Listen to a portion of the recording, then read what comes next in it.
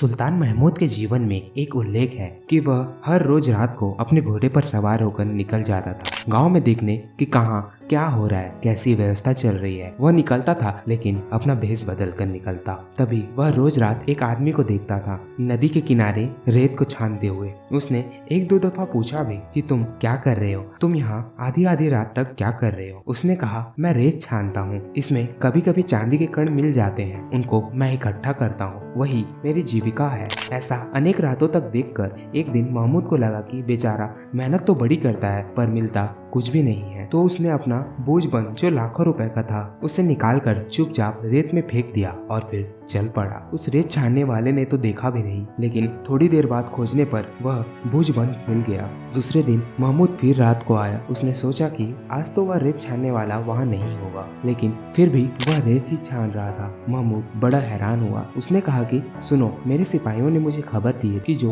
बोझ बंद मैं फेंक कर गया था वह तुझे मिला है। तू उसे बाजार में बेच भी चुका है, वह भी खबर आ चुकी है। मैं सुल्तान महमूद हूँ। बोझ बंद लाखों रुपए का था। तेरे जीवन के लिए और तेरे बच्चों के जीवन के लिए वह तो पर्याप्त है। अब तू किस लिए रेत छान रहा है? उसने कहा, मालिक, इस रेत के छानने में मुझे बोझ बंद मिला। अब तो चाहे कुछ भी हो जाए, मैं रेत छानना नहीं छोड़ सकता। अब तो छानता ही रहूंगा। अब तो यही मेरी जिंदगी है। मैं हूँ और यह रेत है। जहाँ ऐसी ऐसी चीजें मिल सकती है, उसे मैं कैसे रोक सकता हूँ? इसे महमूद ने अपनी आत्मकथा में लिखवाया कि उसके तर्क में तो बल है, परंतु अगर आज हम भी गौर करें तो हम इस संसार में आज क्या खोज रहे हैं, जहाँ किसी को भी कुछ भी नहीं मिला, फिर भी हम रेत छाने जा रहे हैं, जबकि हमें पता है कि कभी किसी को यहाँ कुछ भी नहीं मिला। जैसे सीपी के अज्ञान से चांदी की भ्रांति में लोभ पैदा होता है, वैसे ही आत्मा के अज्ञान से विषय भ्रम के होने पर राग पैदा होता है। हम भी इसी प्रकार ही अपने जीवन में हर क्षण हर पल केवल दौड़े ही जा रहे हैं, उन रेत की छड़ों को छानते हुए कुछ चीजों की तलाश में,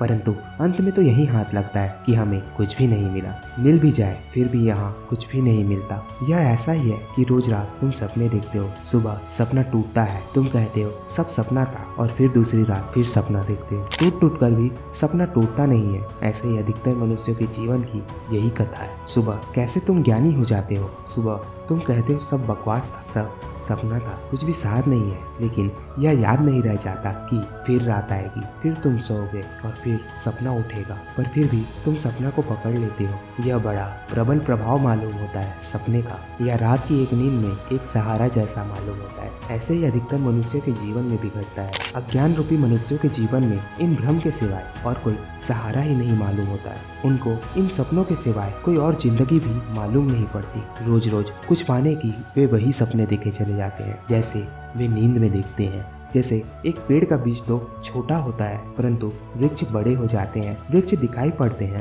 बीज का तो कभी पता ही नहीं चलता। तो तुम उन बीजों को खोजो, और जब तक तुम उन बीजों को नहीं खोज लेते तब तक तुम इस भ्रम में मत आना कि तुम भ्रम के पहाड़ हो गए हो। तो जीवन में जो भी बीज तुम्हारे मन में पल रहा है उन्हें खोज कर बाहर निकालो, क्योंकि आदमी के जीवन में तो एकमात्र दीनता यही वासनाएं हैं, क्योंकि वासनाएं भिखमंगा बनाती है। वासना का अर्थ है मांगना। वासना का अर्थ है कि मैं जैसा हूँ वैसा पर्याप्त नहीं हूँ, मैं जैसा हूँ उससे मैं संतुष्ट नहीं हूँ। ऐसे ही प्रत्येक व्यक्ति के जीवन में आज घटित हो रहा है, लेकिन जो इन चीजों को बोधपूर्वक देख पाता है, जो इन बीजों को तलाशने में सक्षम हो पाता है, वह इन सब के पार उठ जाता है, वही निर्वासना में प्रवेश कर पाता है।